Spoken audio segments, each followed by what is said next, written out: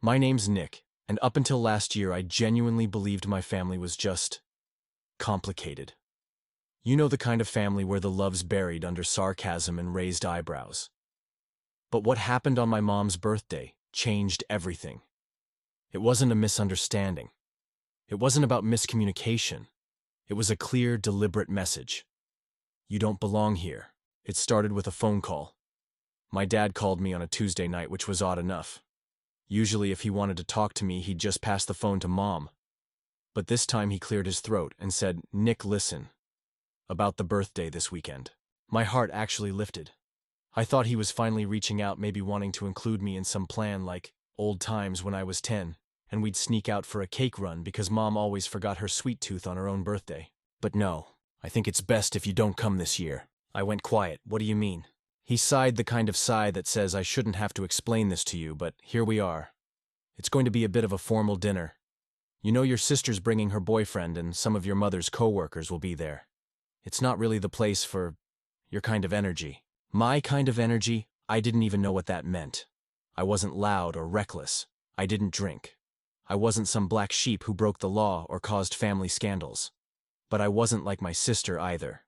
Olivia, the golden child with the polished law degree, a six-figure job downtown, and a social media feed full of designer brunches and yoga retreats. I was building a tech startup from my basement scraping by working 80-hour weeks with no guaranteed outcome. I didn't wear suits. I didn't drive a Tesla. I didn't have anything to show off at dinner. You're saying I'm not welcome because I'm not impressive enough? I asked. That's not what I'm saying, he said a little too quickly. But you know how your mom gets when things are messy. She wants this to be nice. Classy. I swallowed hard. I'd been raised by that woman. I knew she loved neatness and schedules and white dishes with no chips. But I also knew that underneath all that she loved me. Or so I thought. So Mom doesn't want me there. She agrees it might be for the best. That hurt more than I let on. I didn't argue. What would be the point? In their eyes, I was a work in progress, a project still unfinished, and until I had something solid to offer, I didn't deserve a seat at the table. I hung up and sat in silence for a long time, staring at the framed photo on my desk, the three of us at the lake when I was 11.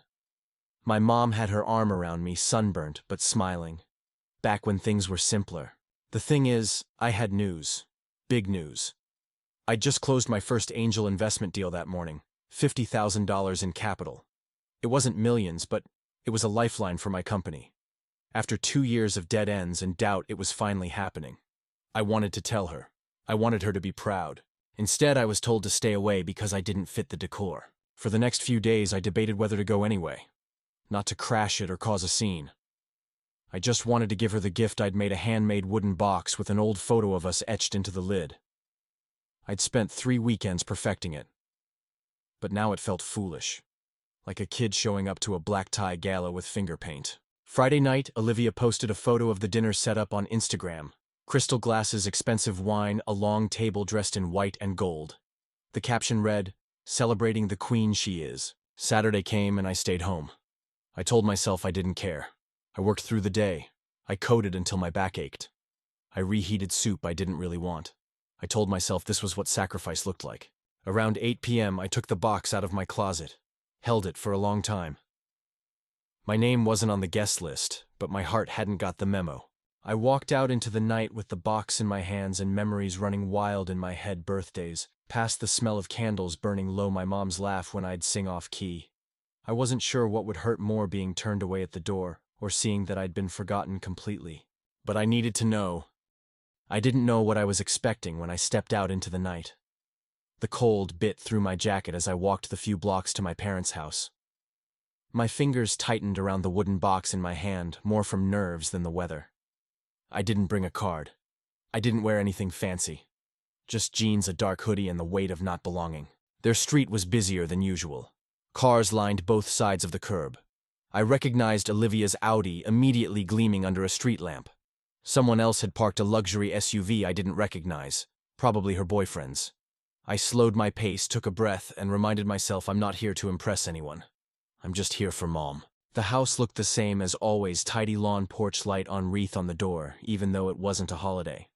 I could already hear laughter inside, muffled by the walls. I stood at the foot of the stairs, wondering if I should text her first. Maybe knock lightly and hand her the gift without stepping in. Then the door opened. Not to me, but to another guest arriving late. A woman in a silk blouse balancing a bottle of wine in a gift bag. She smiled at me as she passed. I caught the scent of her perfume as she slipped inside, greeted with hugs and cheers. The warmth spilling out from the door stung more than the cold. I stepped up. I didn't knock right away. Just stood there listening. Someone, probably Olivia, was telling a loud story punctuated by fake laughter. Dad was clinking glasses. I could almost hear his cheers. The kind of night they wanted. Sophisticated. Orderly. And I was the smudge on the perfect canvas. Finally I knocked. It was Olivia who answered. Her eyes widened when she saw me, and in that moment I knew she wasn't surprised. She was annoyed. "Nick, seriously," she said, half whispering, half sneering. "Dad said you weren't coming." "I'm not here to make a scene," I said quietly. "I just came to give Mom her gift. Then I'll leave." She didn't move at first. Then reluctantly she stepped aside. "Fine, but keep it quick, okay?" I stepped in. The hallway was lit warmly, the familiar smell of roast beef and red wine floating through. Family friends milled around with glasses in hand, people I hadn't seen since I was in high school. A few glanced my way but didn't say anything. I spotted Mom at the far end of the dining room, seated beside Dad. She looked beautiful, dressed in navy with her hair pinned up, smiling politely, as someone beside her talked her ear off. When she saw me, her smile froze. "Nick," she said, uncertain. "Hi, Mom," I said, walking slowly toward her. "I just came to give you something. I won't stay." She stood. Her eyes flicked briefly toward Dad, who was already frowning. But then she stepped forward and hugged me. Not the kind of hug that says you're home, but the one you give when you're not sure what else to do. I handed her the box. "I made this," I said quietly. "It's not much, I wanted you to have it." She opened it gently, her fingers tracing the photo etched on the lid, us at the lake 20 years ago. Her breath caught for a second. "You remembered this day." I never forgot it. Something shifted in her eyes, and for a split second I saw the Mom I used to know. "Thank you, Nick," she said. "It's beautiful." Before I could say anything else, a deep voice cut through the moment. "Hey, is that Nick?" I turned. A tall guy in a gray blazer was walking toward us with a grin on his face. I didn't recognize him at first, but then he got closer, and my stomach dropped. "Whoa," he said, laughing. "Didn't expect to see you here. Small world, eh?" I blinked. "Sorry. Do I know you?" He chuckled. Yeah, I'm Ryan. I started at NextLink 2 months ago. I'm one of the new interns." Olivia appeared at his side, looking panicked. "Wait, you work where?" He looked at her, then back at me. "You didn't tell her Nick's my boss." The room went dead silent. Ryan kept talking, oblivious. "Man, I've been telling everyone how cool it is working for a CEO who actually gets tech. Didn't think I'd run into you here. Small world, right?" I stood frozen. Not because I was embarrassed, but because of the look on Olivia's face. And Dad's. Like the world had just shifted under their feet. "Wait, Nick's the founder of that startup?" Olivia asked, eyes darting between us. "Yeah," Ryan said, nodding proudly. "He's the reason I even took the internship. Guy's a legend in the office." Nobody said anything for a long beat. Then Mom, still holding the box, turned and looked at me differently. Not just with surprise, but with something else. Maybe pride. I cleared my throat. "Anyway, I should get going. Happy birthday, Mom." "Nick," she started, but I was already moving toward the door. For the first time, I wasn't leaving because I felt small. I was leaving because I had nothing left to prove. I don't know what I expected when I turned toward the door that night. Maybe awkward silence. Maybe Olivia chasing after me to hiss something under her breath like she used to when we were teens. But I didn't expect him. "Hey," a voice called out behind me, casual, cheerful, like he was spotting an old friend at a coffee shop. "Wait, are you Nick?" I stopped and turned slowly. A guy in his late 20s, tall, dressed too nicely for a family dinner, stood there holding a glass of wine and smiling. His hair was slicked back with too much product, and he had the kind of grin that said he was used to making a good impression. I had never seen him before, at least I didn't think I had. "You probably don't remember me," he said, walking closer. "I started at NextLink a couple months ago. Intern. Marketing team." I blinked. "You're at NextLink." He laughed. "Yeah, you're Nick Dre, right, CEO. I knew I recognized your face when I walked in, but I thought, nah, no way." The room, which had already gone quiet when I handed Mom her gift, dropped into a new level of stillness. Olivia froze in place. My dad set his glass down a little too hard on the table. Someone in the living room coughed like they were trying to pretend they weren't eavesdropping. The guy Ryan, I think he said his name was, stepped forward and extended a hand. Sorry, I'm probably being weird. I just wasn't expecting to run into you here. You're Olivia's brother. I shook his hand. Yeah, Nick Dre. And you're dating my sister. Ryan, he said. Yeah. We've been seeing each other for about 6 months, but man, I had no idea you were her brother. That's wild. Everyone at the office talks about you like you're some genius in a hoodie. I gave a small, awkward smile. I guess I clean up all right. No, seriously. That pitch deck you built for Series A, I watched the internal review last week. Blew my mind. And that code auditing protocol you designed, like, I don't even do dev stuff, but even I was like, damn. He turned to Olivia, grinning. Babe, did you seriously not tell me your brother founded Nextlink? Olivia didn't say anything. Her face had gone pale, like someone just told her the company she invested her ego in was suddenly owned by someone she used to make fun of. Dad cleared his throat. Nick, what's he talking about? I looked at him. I hadn't seen that expression on his face in years. A mix of confusion and discomfort. He looked at me the way people do when they realize they've underestimated someone who's now sitting at the head of the table. I started Nextlink about 1.5 years ago, I said simply. We just closed our first round of funding. Hired a few interns. Ryan's on the marketing side. There was a long pause. Then Mom spoke up, her voice almost too soft to hear. You never told us. I shrugged. Didn't think it mattered. Ryan laughed, oblivious to the tension. Man, I've been bragging to my friends about how awesome my CEO is. Didn't realize I was dating his sister. He nudged Olivia gently. You always made it sound like your brother was just figuring things out. Olivia gave him a tight smile. Yeah, I guess he figured it out. Mom turned the wooden box over in her hands again, studying the photo I'd etched into the lid. You made this yourself. I did. She didn't say anything for a moment. Then softly, it's beautiful. My father still hadn't said a word. For a moment, no one moved. The room felt heavy, not in a bad way, but like the air had thickened with something new. Awareness, realization, maybe even respect. I stepped back toward the door. Anyway, I said, didn't mean to interrupt anything. I just wanted to drop off Mom's gift. Ryan looked like he wanted to say more, but Olivia grabbed his arm. Let Nick go, she muttered almost too low for anyone to hear. But as I stepped out onto the porch, he called after me one last time. See you Monday, boss. And just like that, the door closed behind me. Outside, the cold didn't feel so sharp anymore. The air was still the stars above, just faint enough to remind me how far I'd come from the nights I used to lie in bed, wondering if I was ever going to make anything of myself. I walked slowly, the crunch of gravel underfoot, the only sound a faint smile pulling at the edge of my mouth. They hadn't invited me, but I'd shown up anyway. And now they knew. When I walked back home that night, my phone vibrated with a text from Ryan. Didn't mean to put you on blast, boss, but honestly, respect. I didn't reply. Not because I was upset, but because in that moment I didn't need anyone else's words to validate me. I had lived the past 2 years building something from the ground up with no applause, no safety net, and definitely no family cheerleaders. I'd learned to survive without being seen. Still, the whole night lingered in my head like a film reel that kept playing. Mom's frozen expression, Dad's silence, Olivia's clenched jaw, and Ryan's totally accidental bombshell that had changed everything. The truth is, I never meant to hide anything. I just didn't think they'd care. Back when I first started Nextlink, I was still living in my parents' basement after college trying to code, while pretending I didn't hear the passive-aggressive comments floating down the stairs. Stuff like, you should be networking, not sitting on that computer all day. Or, your sister just got promoted again. You should ask her how she does it. So I stopped sharing. When I landed our first freelance client, Silence. When I pulled 3 all-nighters building our MVP from scratch, nothing. When I incorporated the business, they didn't even ask what the company was called. Eventually, I realized I was trying to prove something to people who weren't watching. So I just stopped talking.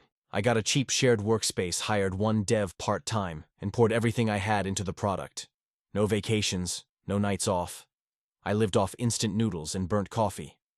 While Olivia was Instagramming yacht parties in Vancouver, and my parents were throwing wine nights with people who judged you by your LinkedIn title, I was writing back-end systems and pitching to VCs with calloused fingers and 0 sleep. It wasn't that I didn't want them to know. It was that I couldn't afford to be dismissed again. That night after the party, I sat at my desk and stared at my whiteboard, our roadmap for the next 6 months. I should have felt triumphant. But instead, I just felt unfinished. Like part of me was still waiting for that "I'm proud of you" I was never gonna get.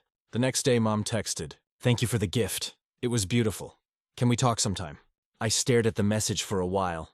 Then I sent back a simple, "Sure." We met that Sunday at a quiet cafe near the lake, same one we used to go to when I was in high school. She arrived early, already had tea waiting. I sat across from her, unsure how to begin. "You look tired," she said softly. "I run a startup, Mom," I said with a half smile. "Tired is the uniform." She nodded, fiddling with her cup. "Why didn't you tell us?" I took a breath. "Because the last time I tried to share something real with you and Dad, you looked at me like I was wasting my life." She didn't argue, just lowered her gaze. "I spent 2 years pouring everything I had into Nextlink," I continued. "I taught myself what I didn't know. I failed a dozen times. I pitched to investors who laughed me out of the room. I kept going. And not once did either of you ask me what I was building. But you had a million questions for Olivia's boyfriend in a blazer. I didn't realize you felt so—" She paused, struggling to find the word. "Dismissed," I offered, "invisible." Her voice was quiet. "I thought you were drifting." I was focused. "I thought you were lost." I was building. She looked at me for a long time, and I could see something breaking in her expression. Maybe the old assumptions, maybe the guilt finally catching up. I wasn't angry anymore, just tired of pretending. "I'm sorry," she whispered. I didn't respond right away. I let the silence settle. It wasn't bitterness, it was just years of weight finally being laid down. She reached into her purse and pulled out the wooden box I'd given her. "This," she said, "meant more than any of the gifts I got that night. Even before I knew what you'd built. I made it because I remembered who we were," I said. "Before everything became about appearances." She nodded. "I forgot how to see you as you, not just as the son I compared to someone else." For the first time in a long time, we sat together without that invisible wall between us. Not mother and disappointment. Just two people trying to understand each other again. That day, I didn't ask for approval. I didn't need permission. I just wanted to be seen. Not for what I could have been, but for what I was: a builder, a fighter, a man who kept going when nobody believed in him. After that cafe conversation with Mom, I thought maybe things would start to change. But old family patterns die hard. Olivia still gave me the cold shoulder. Dad's glances were still sharp and distant. The room still felt charged whenever I was around. But the difference was, I no longer needed their approval to feel whole. The weeks that followed were some of the busiest months in Nextlink's history. We landed a big contract with a national retailer, hired more developers, and even started planning a Series B round. My phone was constantly buzzing: emails, meetings, investor calls. Life was chaos, but it was mine. One Saturday, Mom called me unexpectedly. "We're having dinner. Your dad and Olivia too. Can you come?" I hesitated. The last few dinners had been strained at best, but I agreed. When I arrived, the atmosphere was different, more relaxed, less performative. Dad was in the kitchen chopping vegetables. Olivia was scrolling on her phone but looked up and gave me a half smile. Mom greeted me warmly. "Nick, it's good to have you here." I sat down, trying not to overthink. We ate in near silence for a while, the kind that's awkward but not hostile. Then Dad cleared his throat. "Nick," he began, voice low but steady, "I've been doing some thinking." I looked up, caught off guard. "You've built something real. I see that now." For years, Dad's approval had felt like the ultimate prize. A bar set so high I never thought I could reach it. And here he was, offering it without me having to fight for it. I nodded. "Thank you, Dad." He smiled, a small, almost shy smile. "I was wrong to doubt you. You showed more grit and vision than I ever gave you credit for." Olivia chimed in. "Yeah, Nick. I guess I judged you too quickly." The weight in the room lifted. No grand declarations, no dramatic apologies. Just honest words, real respect. Mom reached over and squeezed my hand. "We're proud of you." Those words, simple, true, felt like the most precious gift I'd received all year. Later that night, as I drove home, I realized something important. I hadn't changed for them. They had finally changed because of me. Because I kept being me. Because I kept building, dreaming, and showing up even when it was hard. And that's what mattered.